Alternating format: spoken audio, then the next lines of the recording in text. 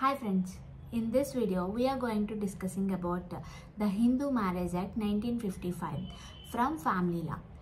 Family లాకి సంబంధించిన part 1 అయిన ద హిందూ మ్యారేజ్ యాక్ట్ 1955 కోసం ఈ వీడియోలో డిస్కస్ చేస్తున్నాం.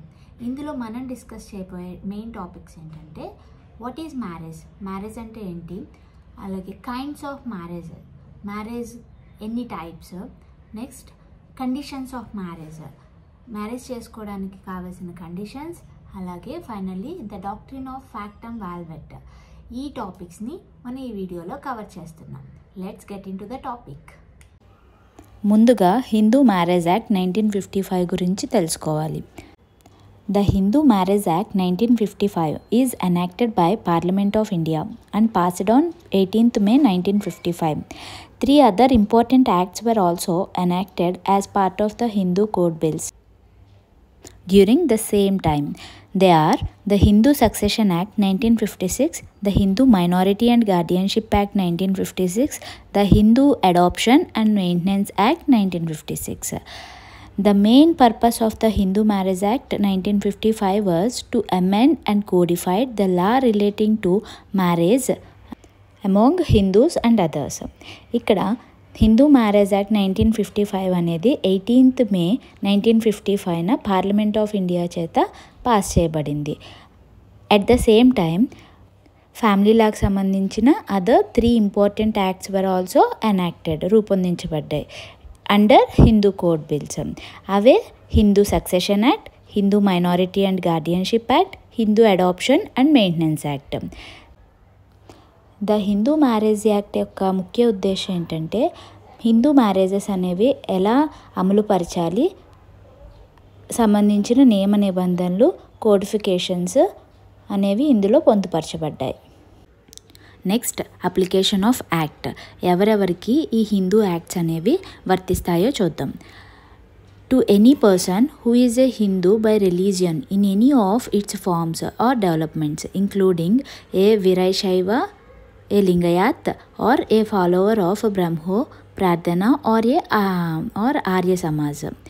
Next, to any person who is a Buddhist, Jain or Sikh by religion, and to any other person domiciled in the territories to which this act extends, who is not a Muslim, Christian, Parsi or Jab by religion, unless it is proved that any such person would not have been governed by the Hindu law, and any child, legitimate or illegitimate, both of whose parents are Hindus, Buddhist, Jains or Sikh by religion. Next, any child, legitimate or illegitimate, one of whose parents is a Hindu, Buddhist, Jain or Sikh by religion, and who is brought up as a member of the tribe, community, group or family to which such parent belongs or belonged, and any person who is convert or reconvert to the Hindu, Buddhist, Jain or Sikh religion. Hindu act ప్రకారం హిందూ అంటే ఏ person అయితే హిందూ రిలీజియన్కి సంబంధించిన ఏ వర్గంలో ఉన్న వాళ్ళు Hindus అవుతారు. అలాగే Buddhist, Jain, sick రిలీజియన్కి సంబంధించిన వాళ్ళు కూడా హిందూసే. నెక్స్ట్, ఎవరైతే ముస్లిమ్స్, క్రిస్టియన్స్, పార్సీ అండ్ జా రిలీజియన్కి సంబంధించిన వారు కాదో వాళ్ళు కూడా హిందూసే. అలాగే నెక్స్ట్, సక్రమ సంతానమైన, అక్రమ సంతానమైన పుట్టిన బిడ్డ యొక్క పేరెంట్స్ ఇద్దరుగా హిందూస్ కానీ, బుద్ధిస్ట్ కానీ, జైన్స్ కానీ, సిక్కులు కానీ అయితే ఆ బిడ్డ హిందూ యాక్ట్లోకి పరిగణించబడతాడు. అలాగే ఆ బిడ్డ యొక్క ఎనీ పేరెంట్, అమ్మ కానీ నాన్న కానీ హిందూ, బుద్ధిస్ట్, జైన్, సిక్కుల్లో ఏదైనా మతం అయ్యి ఆ బిడ్డ అదే రిలీజియన్లో పుట్టి పెరిగితే ఆ బిడ్డ హిందూ యాక్ట్లోకి పరిగణించబడతాడు. నెక్స్ట్, అలాగే ఒక వ్యక్తి అదర్ రిలీజియన్ నుండి హిందూ రిలీజియన్ కన్వర్ట్ అయినా, లేకపోతే ముందుగా హిందూ రిలీజియన్ నుండి అదర్ రిలీజియన్ కన్వర్ట్ అయ్యి మళ్ళీ రీకన్వర్ట్ టు హిందూ రిలీజియన్ అయినా, Hindu or Buddhist, Jain, Sikh any రిలీజియన్కైనా ఆ వ్యక్తి హిందూ యాక్ట్లో పరిగణించబడతాడు. So this is about Hindu marriage act 1955 and the purpose and applications of Hindu marriage act. Now, what is marriage under Hindu Marriage Act 1955 అనే topic చూద్దాం ఇప్పుడు.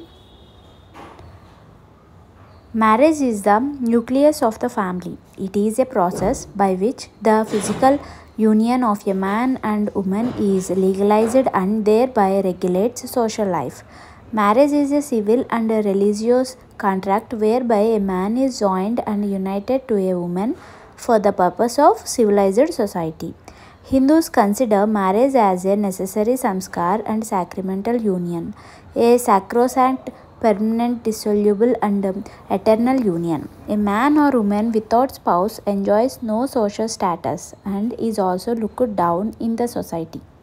In simple words, a spouseless person is a leafless tree.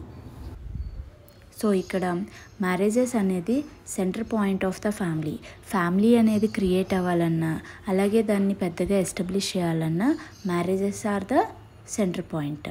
So ఒక male ఫీమేల్తో కలిసి ఫిజికల్గా and with mental కన్సెంట్తో వాళ్ళ social లైఫ్ని lead చేయడం అనేది ఒక ప్రాసెస్. అలాగే ఒక మేల్ ఫీమేల్తో కలిసి తన సివిలైజ్డ్ సొసైటీని క్రియేట్ చేయడం అనేది ఒక సామాజిక మతపరమైన ఒప్పందంగా ఇక్కడ చెప్పబడుతుంది. Without marriage male and female యొక్క కలయిక సివిలైజ్డ్ సొసైటీని ఫామ్ చేయలేదు. అలాగే దీన్ని ఇల్లీగల్ అఫైర్స్ అని అంటారు. హిందువులు మ్యారేజ్ని ప్రతి ఒక్క వ్యక్తి జీవితంలో జరగాల్సిన ఒక ముఖ్యమైన సాంప్రదాయంగా భావిస్తారు. ప్రతి ఒక్క మనిషి పెళ్లి చేసుకోవాలి, పిల్లల్ని కనాలి, వాళ్ళ ఫ్యామిలీని ఎస్టాబ్లిష్ చేసుకోవాలి అనేది హిందూ సాంప్రదాయం. మనకి అక్క, చెల్లి, తమ్ముడు బంధం ఎలాగో భార్యాభర్తల బంధం కూడా శాశ్వతమైన బంధం. అలాగే ఒక మేల్ కానీ ఫీమేల్ కానీ ఎవరైతే పెళ్ళి అయిన తర్వాత కానీ పెళ్ళి కాకుండా కానీ ఉంటారో, స్పౌస్లెస్ పర్సన్ అయి ఉంటారో, వాళ్ళని సొసైటీ ఎప్పుడు చిన్నచూపు చూస్తూనే ఉంటుంది. అందుకే ఏ స్పౌస్లెస్ పర్సన్ ఈజ్ ఏ లీఫ్లెస్ ట్రీ అని చెప్తున్నారు. So this is all about meaning of marriage. Next, definitions of marriage. According to Harry M. Johnson, marriage is a stable relationship in which a man and a woman are socially permitted without a loss of standing in the community to have children. In the words of Lundberg, marriage consists of the rules and regulations which define the rights, duties and privileges of husband and wife, which respect to each other. Next one is kinds of marriages అనేవి ఎన్ని టైప్స్గా ఉన్నాయి. ఇవి బేసికల్గా 2 types. అవేంటంటే approved forms and unapproved forms. వీటినే regular and irregular forms అని కూడా అంటారు. ఇందులో అప్రూవ్డ్ ఫార్మ్స్ అనేవి 4 types: Brahma, Daiva, Arsha and Prajapatya. Briefly, first Brahma marriage అంటే ఒక వ్యక్తి ఎవరైతే తన వేదాభ్యాసం చేసి మంచి నడవడిక, బుద్ధి కలిగి ఉన్నారో అటువంటి వ్యక్తికి ఒక అమ్మాయి పేరెంట్స్ తన కూతురికి పెళ్లి చేయడానికి ఇన్వైట్ చేసి వారి ఇంటికి వారి తల్లిదండ్రులు, బంధుమిత్రులతో అందరితో కలిసి ఆ అబ్బాయిని తన ఇంటికి ఇన్వైట్ చేసి తన కూతుర్ని ఆ అబ్బాయికి గిఫ్ట్గా ఇస్తారనమాట. అలాంటి వివాహాన్ని బ్రహ్మ వివాహం అంటారు. సో ఇందులో ఎలాంటి కట్నం ఇవ్వడం కానీ తీసుకోవడం కానీ జరగదు. ఓన్లీ పెద్దల సమక్షంలో ఒక ఆడ అండ్ ఒక మగ మధ్య పెళ్ళి అనే బంధం ఏర్పడుతుంది without any consideration. Next one is దైవ మ్యారేజ్. ఇది ఒక ధర్మబద్ధమైన ప్రత్యేక వివాహ పద్ధతి. పురాతన బ్రాహ్మిన్స్లో ఒక వ్యక్తి ఏ వ్యక్తి అయితే తన వంశపు పాప విమోచనం పొందడానికి యాగాలు చేసి ఆ యాగం చేసిన పూజారికి తన కూతుర్ని బాగా అందంగా అలంకరించి నామమాత్రపు బలి రుసుముగా దానం ఇచ్చేవారు. ఈ విధానాన్ని దైవ మ్యారేజ్ అంటారు. Next one is Arsha marriage.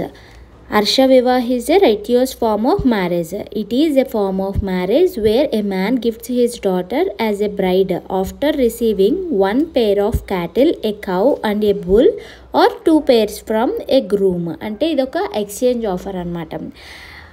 ఒక వ్యక్తి తన కూతుర్ని పెళ్లి కూతురుగా ఒక వ్యక్తికి ఇచ్చి ఆ వ్యక్తి నుండి ఒక pair of cow and bull, ఒక ఆవు ఎద్దుని తీసుకోవడం, ఆర్ 2 pairs ఆఫ్ ఆవు ఎద్దులను తీసుకుని ఈ విధానాన్ని హర్ష వివాహ్ అంటారు. ఫోర్త్ వన్ ఈజ్ ప్రజాపత్యం. It is a form of marriage where a girl's father gives her hand in marriage to a bridegroom, treating him with respect. In a Prajapatya marriage, the bride's father goes in search of groom rather than the other way around, which makes it inferior to a Brahma marriage. Similar to Brahma marriage లానే ఇక్కడ కూడా ఒక మంచి అబ్బాయిని చూసి తండ్రి అమ్మాయి చేతిని అబ్బాయి చేతిలో పెడతాడు. ఇక్కడికి regular and approved forms of marriages తెలుసుకున్నాం. Next unapproved and irregular forms of marriages అనేవి చూద్దాం. ఇవి కూడా 4 టైప్స్: అసుర, గంధర్వ, రాక్షస అండ్ పైశాచిక. ఫస్ట్, అసుర marriage is a non-righteous form of marriage. It is a form of marriage where a bridegroom receives a maiden after having given of his own free will as much as wealth as he can afford to the bride and her kinsmen. As a form of marriage performed by paying a bride price, it is generally stated to be forbidden, though it is sometimes cited to be allowed for members of the Vaishya and Sudra Varnas. ఇక్కడ పెళ్లి కొడుకు పెళ్లి కూతురు యొక్క ఫ్యామిలీకి తను ఇవ్వగలిగినంత లేదా తనకు నచ్చినంత సంపదను, డబ్బులను కానీ ఆస్తులను కానీ ఇచ్చి పెళ్లి కూతుర్ని పొందుతాడనమాట. అంటే ఇక్కడ పెళ్లి కూతురికి వెలగట్టినట్టు అనమాట. సో అందుకే దీన్ని non righteous form of marriage అన్నారు. కానీ ఇది వైశ్య మరియు శూద్ర కుటుంబ సభ్యులకు అనుమతించబడుతుంది అని చెప్తున్నారు. నెక్స్ట్ వన్ ఈజ్ గంధర్వ వివాహం. It is a form of marriage classified as non-righteous in general. It is a cohabitation that arises out of the mutual love shared between a youth and a maiden, where the primary purpose is sexual intercourse. No consultation of one's family members or the performance of ritual ceremonies take place. ఇక్కడ family members యొక్క consult కానీ, అమ్మ నాన్నని సంప్రదించి వాళ్ళ permissions తీసుకోవడం కానీ, అలాగే మన సాంప్రదాయం పద్ధతిగా పెళ్లి చేసుకోవడం కానీ ఉండదు. ఒక ఇద్దరు వ్యక్తులకి మధ్య ప్రేమ పుట్టి వాళ్ళు సెక్సువల్ ఇంటర్కోర్స్ జరిగితే వాళ్ళకి గంధర్వ వివాహం జరిగినట్టే. మనకి బాగా తెలిసిన ఎగ్జాంపుల్ ఏంటంటే దుష్యంత అండ్ శాకుంతల వివాహం. రీసెంట్గా మూవీ కూడా వచ్చింది. And it has grown increasingly common in the present days. ఎందుకంటే ఈ వెస్టర్న్ కల్చర్లో నవే డేస్ న్యూ ఇయర్ జనరేషన్లో డేటింగ్ అనేది కామన్ అయిపోయింది కాబట్టి. నెక్స్ట్, రాక్షస వివాహం. It is a marriage performed after a non-consenting maiden is seized by force or abducted by a man. అంటే ఇక్కడ బై ఫోర్స్ఫుల్గా వధువుకి ఇష్టం లేకుండా ఫోర్స్ చేసి పెళ్లి చేసుకోవడం, లేదా తనని అపహరించి తన కుటుంబ సభ్యులు ఎవరు తన వెంట లేని పరిస్థితుల్లో తనని పెళ్లి చేసుకునే వివాహాన్ని రాక్షస వివాహం అంటారు.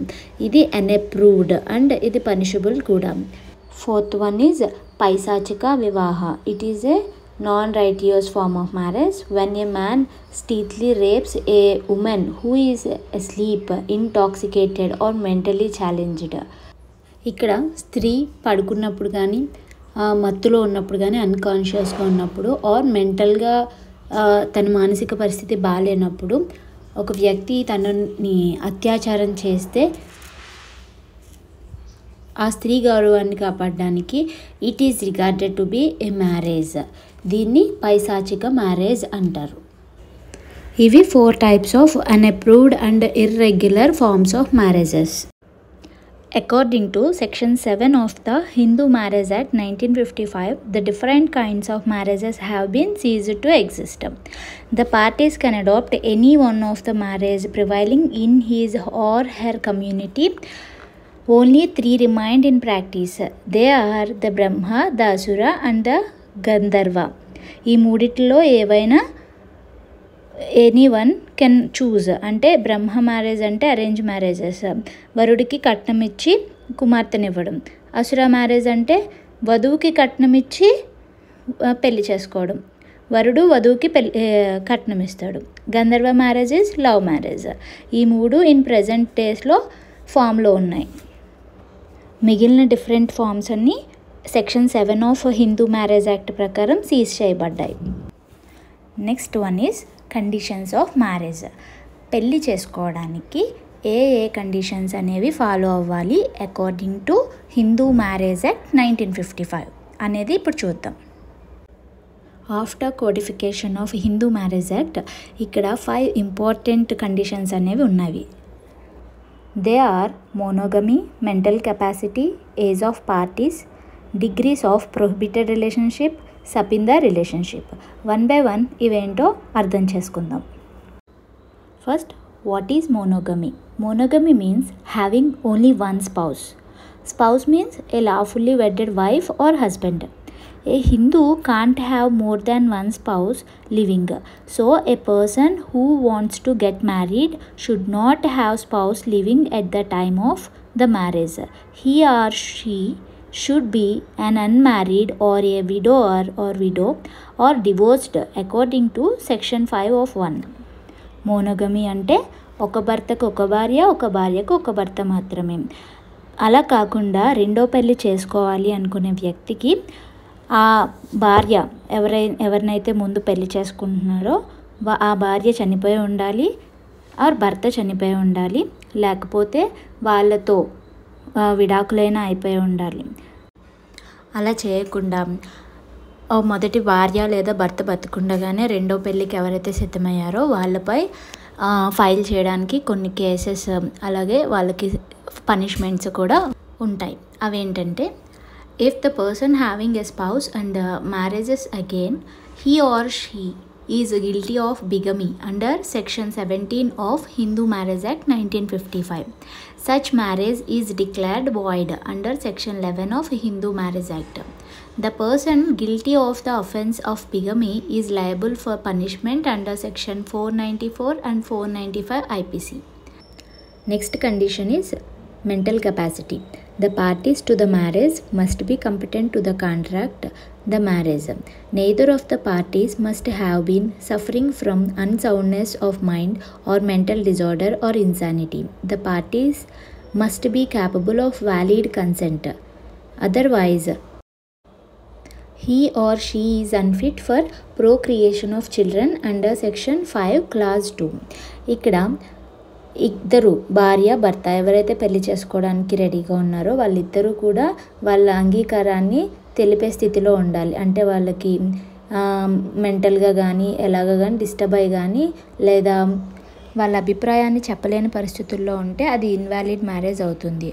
అలాగే ఎవరైతే ఫ్రీ కన్సెంట్ వాళ్ళ అభిప్రాయాన్ని చెప్తారో అది వ్యాలిడ్.